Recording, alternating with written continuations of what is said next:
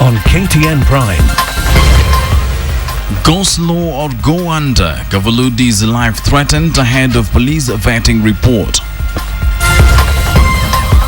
We've also observed that some counties in the IFME system have a budget that differs from the one they submitted to us, Mr. Chairman. Why the Controller of Budget wants some governors investigated.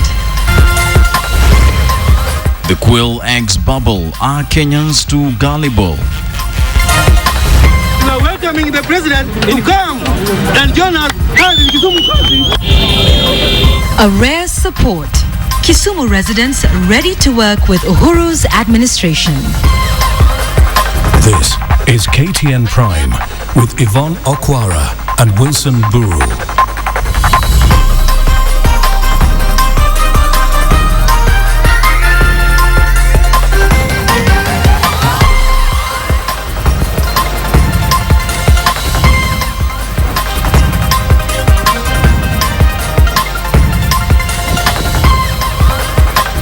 Well, a very good evening to you and welcome to the most comprehensive bulletin in the country. This is KTN Prime. Indeed, many thanks for joining us. We have all the details for you, including the President's new appointments, which we will be bringing to you in the course of this bulletin. Let's first start off with what's happening within the police service, and it's all to do with death threats. Who wants the chairman of the National Police Service Commission dead? Now, a letter laced with what is believed to be a poisonous substance was sent to Commission Chairman Johnston Kavaludi, warning him to go slow with the ongoing police vetting exercise. Police say they are investigating the origin of the letter. Dennis Onsarigo reports. The first time that the man at the helm of the National Police Service Commission is receiving threats on his life from unknown persons. Otherwise, once again, feel welcome. Last year, the commission chairman was sent a chilling message when a human head was discovered outside his offices. Police were able to trace the movement of the head but were unable to explain where the victim had been killed before his head was chopped off. Share your views with regard to the disconnect. Kavaludi now says the latest threat on his life and the life of his commissioners was contained in a letter laced with the white powder, warning him and one of his commissioners, Mohammed Murshid, to go slow on the vetting process of senior police officers. The handwritten letter, contained in a police letterhead of a police station in Nairobi, warns Kavaludi's commission of a deadly outcome if his commission continues to pursue police officers during the vetting process. Coincidentally, the letter was delivered to Kavaludi when he was chairing a vetting panel that included the CID Director Ndegwa Muhoro. The commission has been fighting resistance from senior police officers drawn from the National Police Service, slowing down the much anticipated police reforms. In a bold move, the commission sent packing 3 senior police officers and put on the spot several others during the vetting process. But questions have been raised on the integrity of the vetting panel that comprises senior police officers with questionable backgrounds who have not been vetted in the past. That is the reason for our being here. Kavaludi says his commission will not be moved by this latest threat on his life and those of his commissioners. The police are investigating the matter. Denson Sarigo, KTN Prime. Well, that story brings us to a big question tonight, and we are asking, do you think the top cops are responsible for the death threats on the National Police Service Commission chairman? Do you think top cops are responsible for the death threats on the National Police Service Commission chairman? Do share your thoughts with us. Sorry about that. Do share your thoughts with us on SMS. That's 22155. Start with a yes or no, followed by a brief comment. And you can also get us on Twitter at KTN Kenya, at Wilson_Mburu, and at Yvonne Okwara. We're having hashtag tonight, right? Absolutely. Yeah. Hashtag BQ. There you go. So keep your comments coming in and we will sample your thoughts throughout this live newscast. Now, the Parliamentary Committee on Lands has threatened to engineer the sacking of the Lands Cabinet Secretary and National Lands Commission Chair over what they call poor performance. Now, the committee is concerned that ingrained differences between the two have stalled reforms in the land sector. House members meeting in Mombasa claimed that illegal land transactions are rampant in county offices run by junior officers. if the two bodies who are supposed to actually run land affairs in the country, you have to sit down. You have to sort out these issues. We know that there is a lot of transactions going on right now, especially in the county registries. There is a rush actually on titling, illegal titling. And a lot of people think that their jobs are on the line, that they will not survive the purge that's going on now, and they're maximizing on that. We must go digital, so that if a bank wants to confirm whether that title is genuine or not, it doesn't have to take time. They're supposed just to click and they get to know that title is okay. So that fear that has been created earlier is what is even eating the investors or those people who want to invest, because at the end of the day, the titles are assumed maybe it's right, it's good or not good. We are going to make it very clear to the two bodies that you have to put up together or one has to leave. If the National Assembly and the Senate recommend that both of you cannot work together, we can't replace the heads. We are open to any criticisms and we will take them on board. Then we go back and make these things happen properly. President Uhuru Kenyatta has appointed former Safaricom CEO Michael Joseph as the new Chancellor of Maseno University. Joseph's appointment is contained in a Gazette Notice number 399 and it takes effect from January the 6th of this year. He replaces Professor Florida Amakobe Karani, who has served for 6 years since her appointment in 2008. In the same Gazette Notice, President Uhuru has revoked the appointment of Titus Gatere as the chairman of Postbank to pave way for former Mount Elgon Member of Parliament Fred Kapondi, whom he appointed a fortnight ago. In another appointment announced today, Industrialization Cabinet Secretary Adan Mohammed has appointed his former colleague at Barclays Bank Group, Charles Ongwae, as the new managing director of the Kenya Bureau of Standards. Ongwae, who will take the helm at KEBS on March 1st, according to the Gazette Notice number 401, is currently the managing director of Barclays Bank Uganda. Before his elevation to the cabinet, Mohammed was serving in the similar position at Barclays Bank. Now, barely a week after former Prime Minister Raila Odinga accused the Jubilee government of using the military to rig last year's general elections, a section of Kisumu residents came out in a show of support for the nascent Jubilee administration. Business people who lost property in the skirmishes that followed last year's Supreme Court decision in favor of the Jubilee team organized a procession through the streets of Kisumu asking for political tolerance. Fred Ombulo gives us that story. The ever-changing political landscape in the country experienced a new twist today as President Uhuru Kenyatta got support from unexpected quarters. Residents of Kisumu who backed his candidacy in last year's elections and paid the ultimate price with their property came out in full force. Today was a day to mark the beginning of reuniting Kisumu people. It is my initiative as a resident of Kisumu, as a businessman of Kisumu, to make sure that the Kisumu people come together and reason in one voice. That is business. Ochieng, who lost millions when his hotel was damaged after the Supreme Court ruling, took the opportunity to calm nerves as the beauty contest between Jubilee and CORD continues. And I'm welcoming, and we are welcoming the president to come and join us in Kisumu country so that we can do business with the government. The move comes in the wake of heightened activity within the region as political players angle themselves to assume commanding roles in the event that Raila Odinga retires from politics. We've been in the call for a long time, but we've actually known that it's been a thing that we've known for ages, that unless we work with the government of the day, there's nowhere we can go. The Nyanza region has been the bedrock of opposition support over the last 5 decades. Scarcely a year after the general elections, and political realignment seem to be shaping up faster than expected in the region. On the one hand, the ODM party elections are turning out to be a do-or-die contest, while on the other, the president seems to be cultivating a nascent movement in a region that has traditionally voted for the opposition. From Kisumu City, I am Fred Omulo. Let's go to political party matters now. And the Orange Democratic Movement remains arguably the most vocal and the strongest opposition party in Kenya. However, the ODM we see today is a pale shadow of what Kenyans saw in the run-up to the 2007 elections.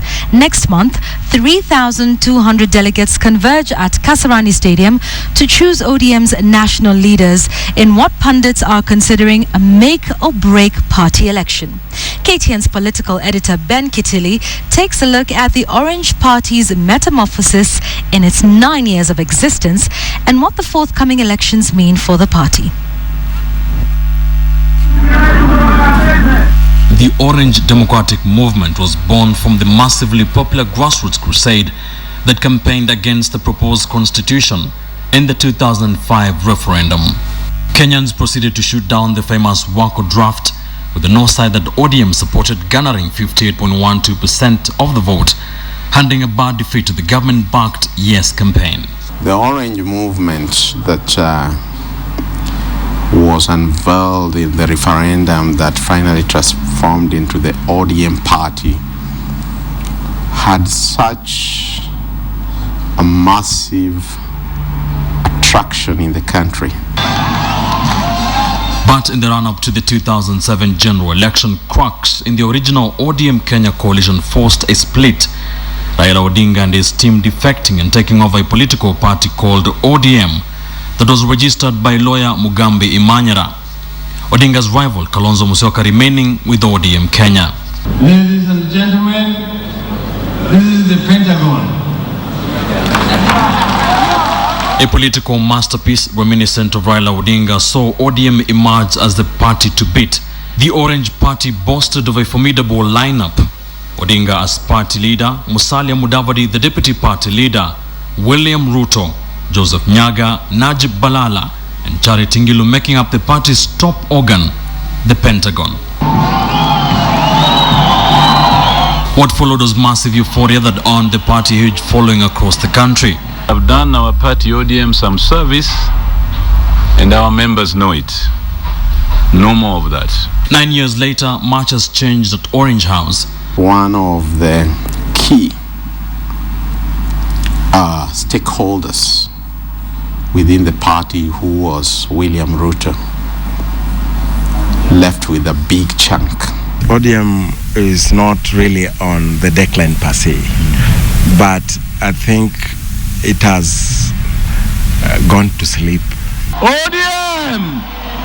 Secretary General Professor Nyang' Nyong'o, former House Speaker Kenneth Marende, Chairman Henry Kosgei, and Franklin Bett are also not part of ODM's future plans. Depending on how they conduct the forthcoming party elections, that will show us that does it really reflect the face of Kenya at the moment. Suppose the delegates decide to vote in only 2 regions, let's say Nyanza and West, how would Coast feel? Many of those seeking party positions have rejected the idea of lobbying for positions to ensure regional balance. Any party leader worth his salt or her salt will try to ensure that all the strongholds are equitably represented. The question is, can Raila Odinga steer the Orange Party to safe waters and keep it together? Party members will be hoping for a steady ship come March 2nd in efforts to keep the Jubilee government in check, as well as prepare for 2017. Ben Kitili, KTN. The Senate's Finance Committee was today forced to postpone a meeting that was to interrogate how county governments have used budgetary allocations.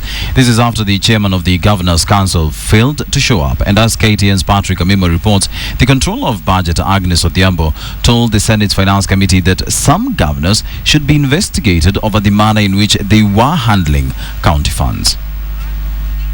Because a user. Members of the Senate's Finance Committee were all ready to grill the chairman of the Governor's Council and members of his Financial Committee. Out of a team of 12 governors, Kwale Salim Vuria and Tana Rivers Hussein Dado were the only ones who showed up. The committee takes it very seriously because the issues raised by the Controller of Budget in the first quarter report being the first formal report of how the budgets have been utilized in the county is a very important one. The absence of the members of the Finance Committee from the Council of Governors should not be interpreted as non-commitment. The Governors Council chairman told the Standard that the issue of county government finances fell under the chairman of the subcommittee chaired by Ahmed Abdullahi, the governor of Wajir.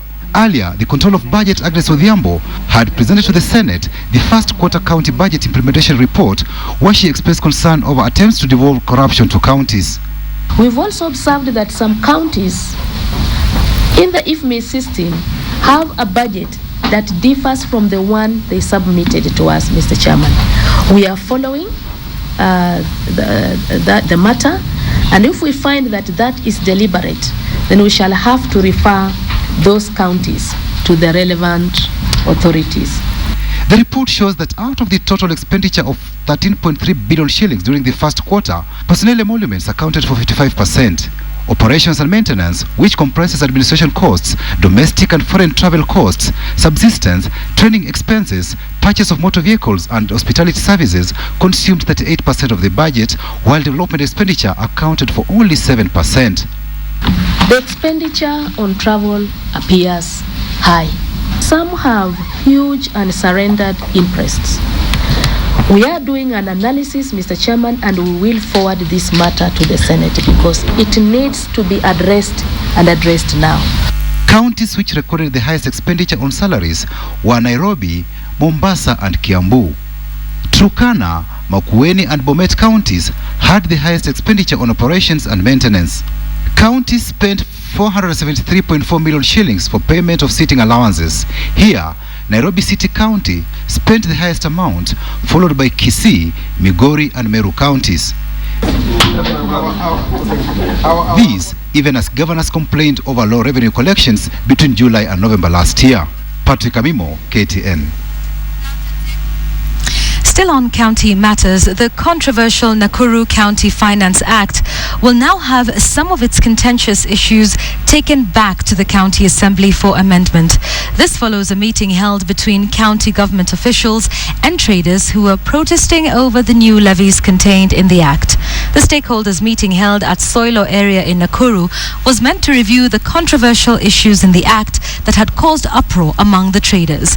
The county's Executive for Finance, Francis Mathea, will head a team tasked to come up with new charges as reviewed in the meeting and make the amendments next week. Some of the issues to be amended include registration of border operators proposed to be done by their own cooperatives, cess charges for horticulture, and market charges to be done on a monthly basis instead of daily charges. So whichever way, we will be on the right track because you don't expect us now next financial year to make the same mistake. We cannot repeat the same mistake twice. So this calls for us a lot of patience, and in the meantime, it's good to release burden on yourself. You continue meeting your obligation pay, where by the time the county assembly return back the amendment, and uwe umelipa more, you will be credited. Are we together? That story from Nakuru is a throwback to the demonstrations and wrangles in various counties in the last few weeks over new tax measures introduced by county government. KTN's Catherine Omwanto now looks at what the standoff is really about and what powers the counties have to impose taxes. 7 years ago, Mwau Chole became a motorbike rider commonly known as a border operator. He spends his day ferrying passengers to their desired destination within Athi River at a fee. Hii kazi nilianza kwa sababu ya jamii na familia. Sababu sikuwa na elimu ya kutosha. But there's a storm brewing. Mwau and his colleagues are unhappy with the recent levies imposed on them by the Machakos County government. Wakati tulianza mambo ya kulipia parking fee, tulianza na 200 kupitia consultation yetu na town clerk mwenye alikuwa hapa Athi River Mavoko. Kwa hivyo ndipo tunauliza governor na timu yake, ingewezekana hii kodi wameweka juu na hasa 300 ni mingi.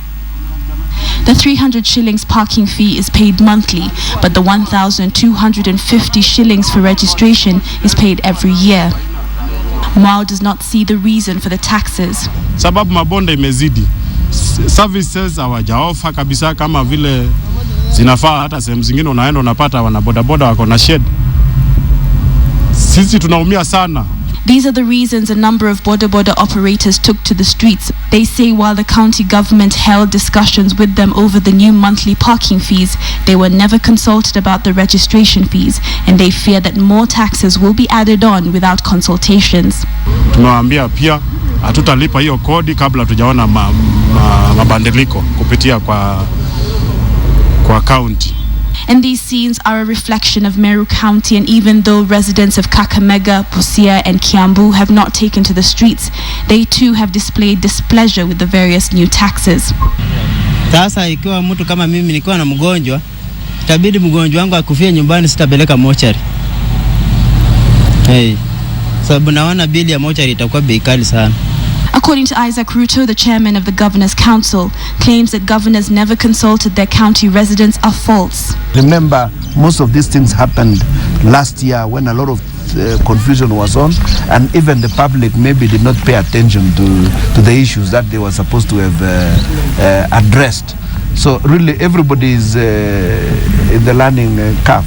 And I think that is an issue which will be sorted out in due course. According to the Constitution in Article 209, the county governments can impose taxes that do not affect national government taxes, such as income tax, value-added tax, custom duties or excise tax. So on the face of it, governors are acting well within the law for as long as the finance bill is passed by the county assembly. Constitution and the acts of parliament really protects the people. There are certain things that cannot be taxed by the county governments. So the citizens are actually protected. This is the first year of the devolved system of government, and public participation is anchored in nearly everything. Mwao tells us that he only attended one consultative meeting with Machakos County officials, and it was not conclusive.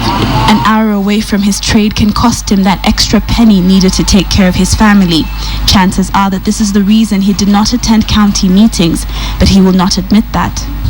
1250 tukaambiwa ni registration, na tukaletewa notice na wafanyikazi wa municipal wa county au wa enforcement, na wakatuambia tutalipa la kilazima. Governors are under pressure to generate revenue to run their counties, and it seems that there is no turning back. Even if residents don't like the new levies, they will still have to pay them. But many are watching the case filed in Machakos, where residents are challenging the taxes imposed by the county government. Catherine Omwando, KTN.